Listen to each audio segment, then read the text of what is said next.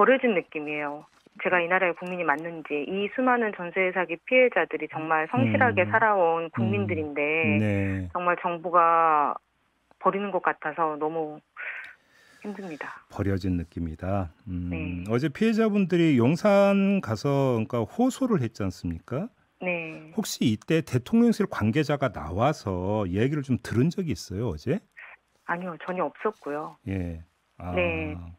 대통령이든 국민의힘이든 음. 선거가 끝나자마자 민생부터 챙기겠다라고 네. 말씀을 많이 하셔서 예. 그래도 조금 희망이 있었는데 역시나 실망스럽습니다. 아무튼 근데 정부가 그 28일 본회의에서 이거 표결되기 직전에 이른바 정부안이라고 하는 걸 내놨었잖아요. 네네. 그건 어떻게 평가하세요? 그 내용에 대해서는?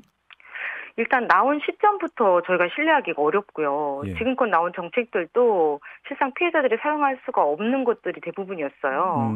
그래서 이것이 진짜 거부권을 행사하기 위해서 명분 쌓기 용인지 국토부만이 할 수 있었던 걸 왜 지금까지 안 한 건지, 진짜 할 건지, 뭐 선구제하는 평가가 안 된다더니 정부하는 평가 기준은 명확한 것인지 여러 가지 의문이 많고요. 네. 또 중요한 건 그 집에서 계속 살라는 것이거든요. 예. 근데 피해자들의 상황이 다양해요. 내 집 마련을 위해서 아파트 분양을 받았던 사람들은 또 이중적으로 피해를 입고 있고 이미 그 집이 트라우마예요. 그런 사람들과 또 사정상 거주 이전을 해야 되는 피해자들에 대한 언급이 없어요. 이 피해자들은 국민이고 사람이잖아요. 그럼 자유롭게 거주지 이동을 할 권리가 있는데 흡사 피해자 수용소 같은 느낌을 지울 수가 없습니다. 그나저나 피해자분들 지금 어떻게 지내고 계세요, 그러면? 우리 위원장님은 어떻게 지내고 계세요? 저도 지금 얼마 전에 경매가 종료가 됐어요. 네.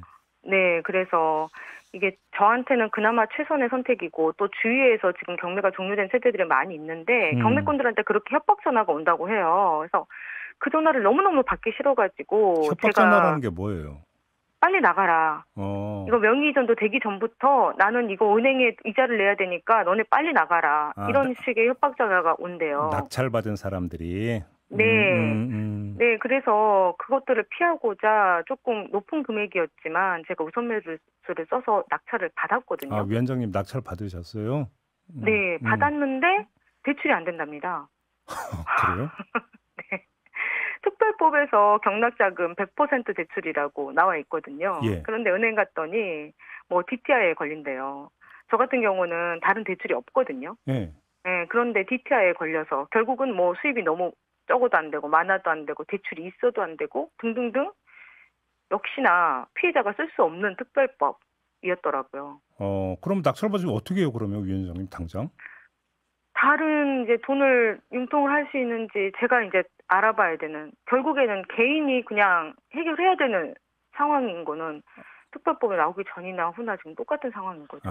그동안의 선구제는 보증금 전액을 돌려주는 것 마냥 뭐 이렇게 얘기를 하면서 왜곡을 하고 계시는데 채권을 평가해서 최소 30%를 돌려주는 것이기 때문에 많은 비용이 들지 않고 또 중요한 건 피해자가 이거를 하나의 선택지인 거지 모두가 다 이 선택을 하지 않을 거거든요. 왜냐하면 채권을 그렇죠. 포기해야 되기 때문에. 그렇죠. 네, 그렇죠.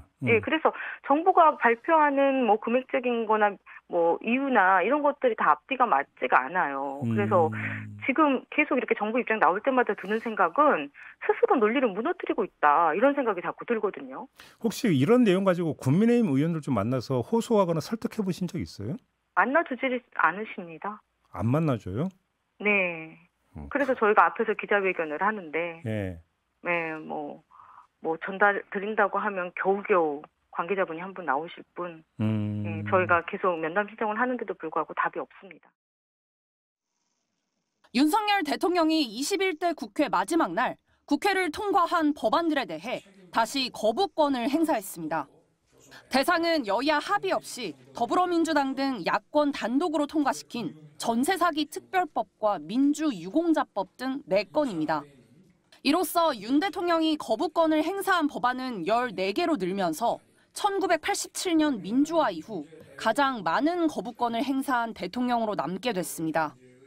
정부는 각 법안마다 거부 이유를 설명했습니다. 전세 사기 피해자들을 먼저 지원하고 집주인한테 나중에 받아내자는 전세 사기 특별법에 대해서는 돈이 많이 든다는 이유를 들었습니다. 수조 원의 주택 도시기금이 소요될 것으로 예상돼 기금이 부실해질 수 있다는 겁니다.